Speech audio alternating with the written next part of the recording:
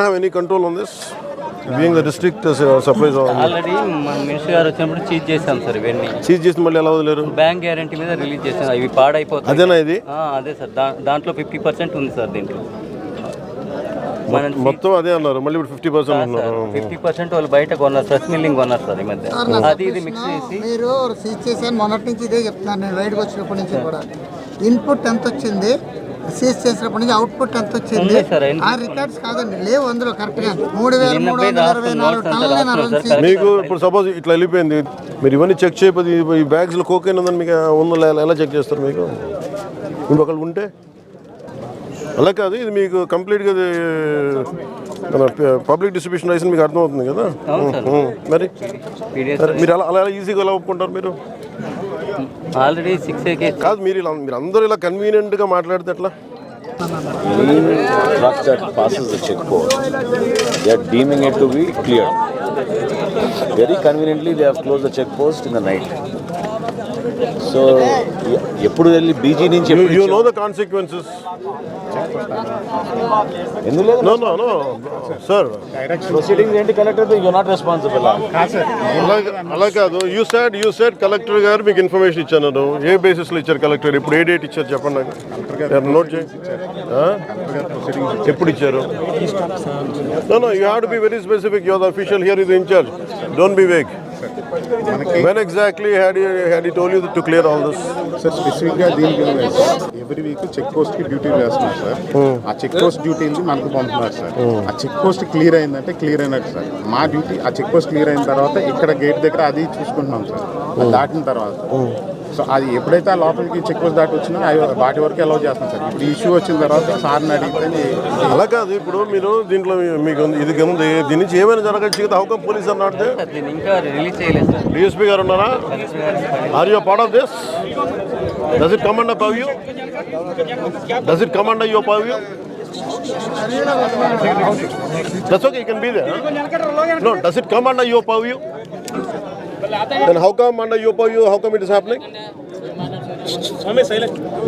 Honorable Minister is saying that like it's been going on, smuggling is going on. How come it didn't come under your purview? How come? Why, sir?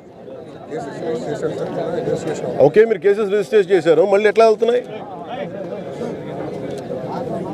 కాదు, మీరు బాధ్యత వహిస్తా మీరు ఎలా వదిలేస్తారు ఇవన్నీ? ఇది ఒక నెక్సెస్ అనుకుంటారు కదా, మీరు కూడా వదిలేస్తే. ఇది ఏ కంపెనీ మీద స్టార్ట్ చేశారు? ఇది లవాన్ పేరు మీద చేస్తారు. Okay. Who is Agarwal? Who is Agarwal?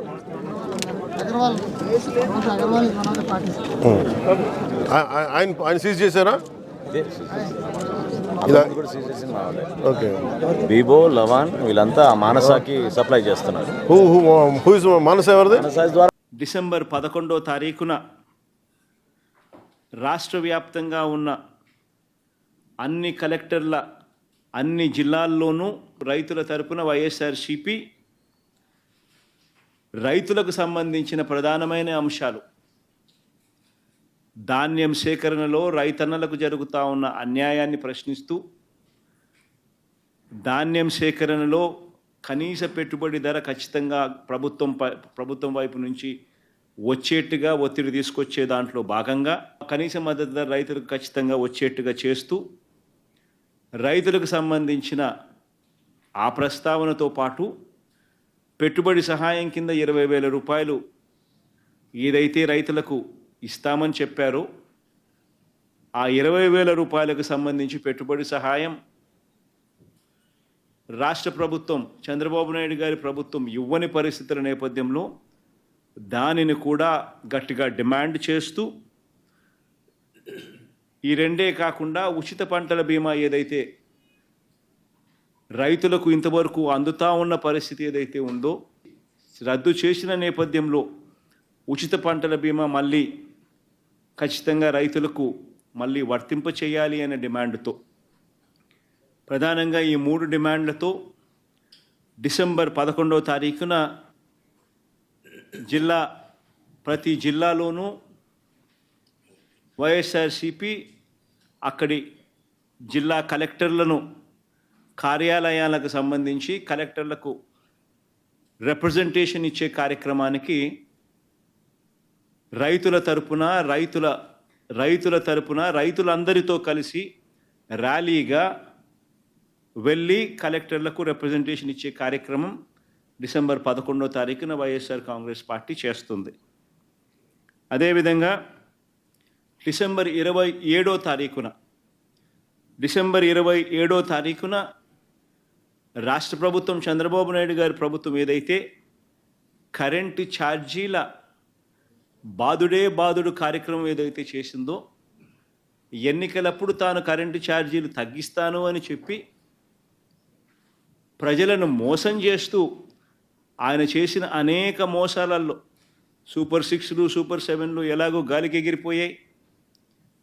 ఆ కార్యక్రమం అనేది గాలికి ఎగిరిపోయి ఈ బాదుడు కార్యక్రమం చంద్రబాబు నాయుడు గారు తీసుకొచ్చిన ఈ నేపథ్యంలో కరెంటు ఛార్జీలు తగ్గకపోగా కరెంటు ఛార్జీలు బాదుడు పేరుతో పెంచిన నేపథ్యంలో ప్రజల తరపున పెంచిన ఈ కరెంటు ఛార్జీలను తగ్గించమని చెప్పి పెంచబోయే ఈ కరెంటు ఛార్జీలను జనవరి మాసంలో ఇంకా ఫర్దర్గా పెంచబోయే ఈ కరెంటు ఛార్జీలను ఇంకా ఫర్దర్గా తగ్గించమని చెబుతూ ఇప్పటికే 6,000 కోట్ల రూపాయలకు సంబంధించిన బాదుడు ఆల్రెడీ కరెంటు బిల్స్లో ఇప్పటికే రిఫ్లెక్ట్ అవుతూ ఉంది. మరో 9,000 కోట్ల రూపాయలకు సంబంధించిన బాదుడు ఈ నెల కరెంటు బిల్స్లో, అంటే రేపు నెల వచ్చే కరెంటు బిల్స్లో అది కూడా రిఫ్లెక్ట్ కాబోతూ ఉంది. సో 15,000 కోట్ల రూపాయలు ఏదైతే చంద్రబాబు నాయుడు కరెంటు బిల్లులు ఏదైతే పెంచే కార్యక్రమం చేశాడో, ఆ పెంచిన కరెంటు ఛార్జీలను వెనక్కి తీసుకోమని చెప్పి గట్టిగా డిమాండ్ చేస్తూ డిసెంబర్ 27వ తారీఖున ప్రతి జిల్లా హెడ్ క్వార్టర్స్లోనూ ఎలక్ట్రిసిటీ ఎస్సీ ఆఫీసులకు ఒకవేళ ఎస్సీ ఆఫీసులు లేని చోట్ల సిఎండి, ఎస్సీ ఆఫీసులతో పాటు సిఎండి ఆఫీసులు ఉన్న కార్పొరేషన్స్ పరిధిలో ఏదైతే ఉంటాయో అక్కడ సిఎండి కార్యాలయాలు, ఇక్కడ వైఎస్ఆర్సీపీ ప్రజల తరపున ప్రజలతో పాటు కలిసి భారీ ర్యాలీగా వెళ్ళి ప్రతి జిల్లాలోనూ వైఎస్ఆర్ కాంగ్రెస్ పార్టీ ప్రజల తరపున చంద్రబాబు నాయుడు గారి ప్రభుత్వాన్ని గట్టిగా డిమాండ్ చేస్తూ పెంచిన కరెంటు ఛార్జీలు ఉపసంహరించుకునేట్టుగా ఒత్తిడి తీసుకొచ్చే కార్యక్రమానికి డిసెంబర్ 27వ తారీఖున చేయబోతా ఉన్నాం. అదే మాదిరిగా జనవరి